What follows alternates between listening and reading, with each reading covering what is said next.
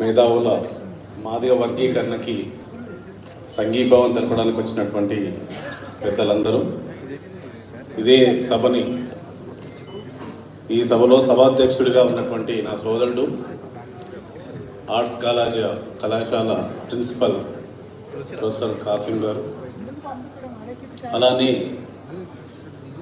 ఈరోజు మనందరికీ ధైర్యం, మార్గదర్శకుడు, అనగారిన వర్గాలకి కానీ పీడిత వర్గాలకు కానీ ధైర్యం ఇచ్చే మన మాన్యశ్రీ పెద్దన్న మందకృష్ణ మాదిగన్న గారికి,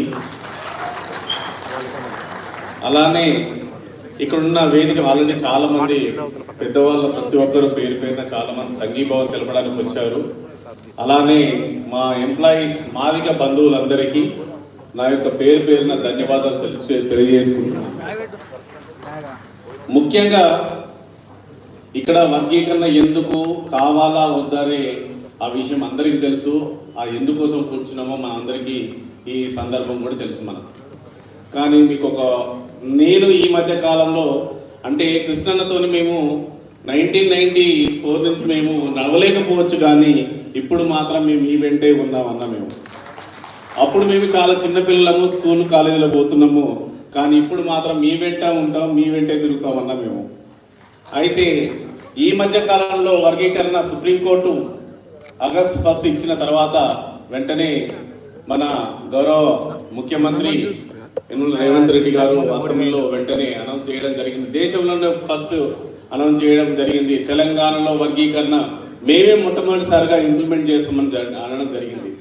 దానికి మన మంత్రివర్యులు దామోదర్ రాజనరసింహ అయితే ఏంటి, మన మాదిగ ఎమ్మెల్యేలు వాళ్ళు చాలా ఎనలేని కృషి చేశారు దానికి. అటు వెంటనే ఒక 5 రోజుల వ్యవధిలోనే అనుకుంటా మందకృష్ణ ఆధ్వర్యంలో మంత్రులు ఎమ్మెల్యేలు అందరం కలిసి ముఖ్యమంత్రి కూడా కలవడం జరిగింది. కలిసి నెక్స్ట్ ఏం చేయాలనే విషయాన్ని చర్చించడం జరిగింది. ఆ వెంటనే అన్న కలిసిన వెంటనే ఒక మంత్రివర్గ సంఘం ఏర్పాటు చేయడం జరిగింది. అది ఉత్తమ్ కుమార్ రెడ్డి ఆధ్వర్యంలో. అది ఆగస్టులో వస్తే సెప్టెంబర్లో జరిగింది. దాని వెంటనే ఇలా చర్చలు జరుగుతుంటే ఆ మంత్రివర్గ సంఘం ఆ మీటింగ్ జరుగుతూ ఉంటే కొన్ని వాళ్ళకి డౌట్స్ వచ్చినాయి.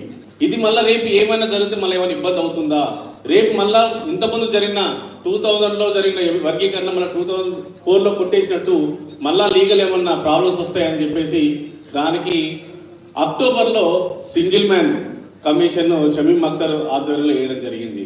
ఆ తర్వాత వెంటనే మేమందరం, ఎందుకంటే చాలా మంది మనం మాట్లాడగలుగుతాం కానీ ఈ టెక్నికల్ చేయడం మాకు తెలియదు కాబట్టి అని చెప్పేసి మేమందరము అన్న కృష్ణన్న అందరు మిగతా వాళ్ళందరూ ఎమ్మెల్యేలు మంత్రుల అందరి సహకారంతో ప్రతి ఒక్కరిని పిలిపించి వాళ్ళకు అవేర్నెస్ ప్రోగ్రామ్ ఇవ్వడం జరిగింది. సో దాని తర్వాత అంటే ఇప్పుడు మనం ఆల్మోస్ట్ ఫైనల్ స్టేజ్లో ఉన్నాం. ఈ షమీం అఖ్తర్ గారు ఇప్పుడు సింగిల్ మ్యాన్ కమిషన్ కూడా ఈ మంత్ ఎండ్ కానీ నెక్స్ట్ మంత్ ఫస్ట్ వీక్లో కానీ వారి యొక్క ఫైనల్ డిసిషన్ ఇవ్వడానికి ఉంది అని సమాచారం ఇస్తాడు. నాకు తెలిసినంత వరకు మీ అందరూ ఊహిస్తుంది ఏంటంటే ఫిబ్రవరి మన యొక్క గొప్ప దినము, మన రిజర్వేషన్ ఫైనలైజ్ అయిపోయే దినం అవుతుందని నేను ఈ సభాముఖంగా అందరికీ తెలియజేసుకుంటున్నాను. అలానే ఇప్పుడే మనం అందరూ తెలుసు, ఇది 1,00,000 డబ్బులు 1000 గొంతులు అని చెప్పేసి ఈ యొక్క ప్రోగ్రాం జరుగుతున్నది. చివరిగా ఈ విషయం చెప్తాను. నాకు అనిపించింది ఏంటంటే ఒక ఊర్లో ఒక డబ్బు కొడితే ఆ ఊరంతా సమాచారం అవుతుంది. అదే ఒక 10 డబ్బులు కొడితే అది ఎంతో పెద్ద భూమి మీద బాగా అలజడి అవుతుంది. ఒక్కసారి ఆలోచించాడు, 1,00,000 డబ్బులు ఒక దగ్గర కూర్చొని చేస్తుంటే అది భూకంపం వస్తుందా, ప్రళయం వస్తుందా, ఒక్కసారి ఆలోచించండి. అది ఊహకందని విధంగా ఉంటుంది. అది నిజంగా గిన్నీస్ బుక్ రికార్డ్ అవుతుందేమో అని కూడా నాకు అనిపిస్తుంది.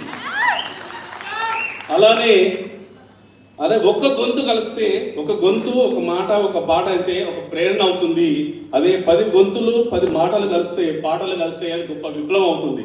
అదే మాదిగా 1000 గొంతులు కలిస్తే, 1000 మాటలు 1000 పాటలు కలిస్తే ఏమవుతుందో మీరందరూ ఫిబ్రవరి 7 రోజు కోసం అందరూ వేచి ఉండాలని ఈ అవకాశం ఇచ్చిన పెద్దన్న గారికి నమస్కారం తెలియజేస్తూ థ్యాంక్ యూ వరండా.